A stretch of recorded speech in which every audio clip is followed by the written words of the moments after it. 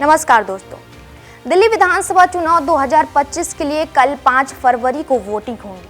आम आदमी पार्टी तीसरी बार चुनाव जीतकर हैट्रिक लगाने की कोशिश में है। बीजेपी ने भी इस बार चुनाव जीतने के लिए कमर कसी हुई है। वहीं कांग्रेस फिर से दिल्ली में अपने पांव जमाने के लिए पूरी कोशिश में लगी है।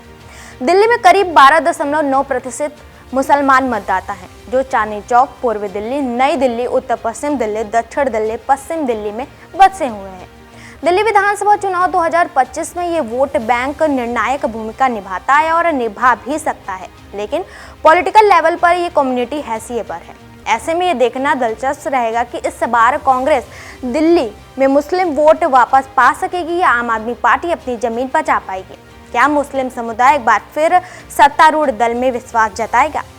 आंकड़ों की बात करें तो ओखला में करीब 50% मुस्लिम रहते हैं और यहां से हमेशा इनके वोट पाने वाली पार्टी ही चुनाव जीतती आई है। ओखला विधानसभा क्षेत्र में शाहीन बाग, जसोला, तैमूर नगर, मदनपुर, खादरगांव आते हैं। कांग्रेस ने 1998 से 2008 तक इस सीट से विधानसभा चुनाव जीते थे।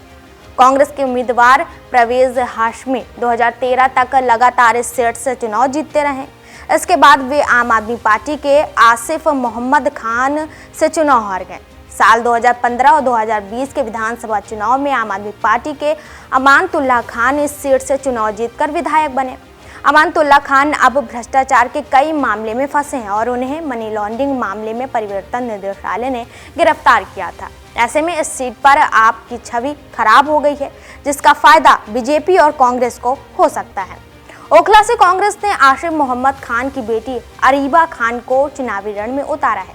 वो दिल्ली नगर निगम पार्षद भी हैं। बीजेपी, कांग्रेस और आम आदमी पार्टी के अलावा AIMI भी इस बार ओखला से चुनाव लड़ रही है। पार्टी ने नागरिकता संशोधन अधिनियम विरोधी कार्यकर्ता शिफा उर रहमान को चुनावी मैदान में उतारा है। 2020 के दिल्ली दंगों में कथित भूमिका के लिए जेल में बंद शिफा उर रहमान की पत्नी नूरीन फातिमा उनके लिए प्रचार कर रही हैं। एक और मुस्लिम बहुल निर्वाचन क्षेत्र है मुस्तफाबाद, जिसमें 2020 में CAA के विरोध में प्रदर्शन, दंगे, मौत, बर्बरता और आगजनी देखी। AIMI ने ताहिर हुसैन को इस सीट से चुनाव मैदान में उतारा है, जो आप छोड़कर आए थे। आपने साल 2020 में दिल्ली दंगों में शामिल होने का आरोप लगाने के बाद उनका समर्थन किया था। कांग्रेस को कई मुसलमान सांप्रदायिक ताकतों से लड़ने वाली पार्टी मानते हैं। ऐसे में मुस्लिम ओवैसी की पार्टी को मौका भी दे सकती है।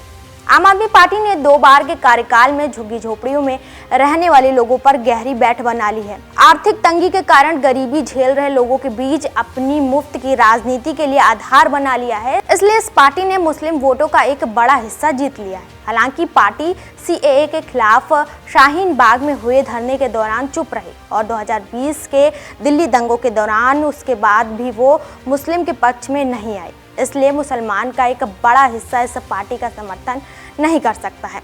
विशेषज्ञों का मानना है कि कांग्रेस भी सरकार बनाने लायक सीटें जीतने वाली पार्टी के रूप में उभरने में विफल रही है। इसलिए मुसलमानों के पास आम आदमी पार्टी के अलावा कोई विकल्प नहीं, क्योंकि वे किसी भी कीमत पर बीजेपी को सत्ता से बाहर रखना चाहते हैं। वहीं अब बात करें बसपा सुप्रीमो मायावती की, तो उत्तर प्रदेश में कभी सबसे मजबूत बहुजन समाजवादी पार्टी आज अपने सबसे कमजोर दौर से गुजर रही है। ऐसे में बसपा एक बार फिर से अपने खिसकते हुए जनाधार को समेटने के लिए कोशिश में जुट गई है। बसपा ने दलित समाज को पार्टी के साथ जोड़ने के लिए घर घर दस्तक देने का अभियान शुरू करने जा रही है, जिसके तहत पार्टी के तमाम पदाधिकारी और कार्यकर्ता दलित समाज से संपर्क करेंगे और उन्हें बसपा सुप्रीमो मायावती द्वारा किए गए कामों को बताएंगे। बसपा सुप्रीमो मायावती उत्तर प्रदेश में आगामी 2027 के चुनाव को देखते हुए पार्टी को बूथ स्तर पर मजबूत करने में जुट गई हैं। बसपा सुप्रीमो पार्टी के घटते जनाधार को लेकर काफी चिंतित है।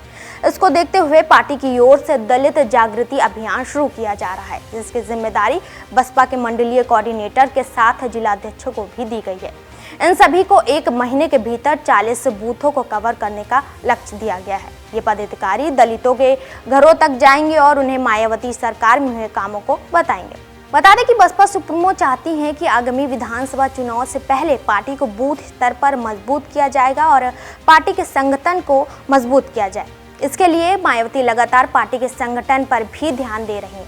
बसपा सुप्रीमो के निर्देश पर इन दिनों पार्टी की ओर से गांव-गांव में चौपाल का कार्यक्रम चल रहा है, जिसमें समाज के कमजोर तबके, दलित और अल्पसंख्यक समाज के लोगों से संपर्क किया जा रहा है। पार्टी के सूत्रों ने दावा किया है कि जल्द ही इस अभियान में मायावती के भतीजे और पार्टी के राष्ट्रीय कोऑर्डिनेटर आकाश आनंद भी जुड़ते हुए दिखाई देंगे, जो लोगों तक पहुंचाने के अभियान को मजबूत करेंगे और दलित से संपर्क करेंगे। इस अभियान में दलितों को ये समझाया जाएगा कि बसपा से जुड़े बिना उनके कल्याण नहीं हो पाएगा। बड़ी संख्या में युवाओं को भी पार्टी के साथ जोड़ने का काम किया जाएगा। फिलहाल के लिए इतना ही। ऐसे ही तमाम जानकारी और खबरों के लिए हमारे साथ जुड़े रहिए और देखते रहिए TV24 नेटवर्क।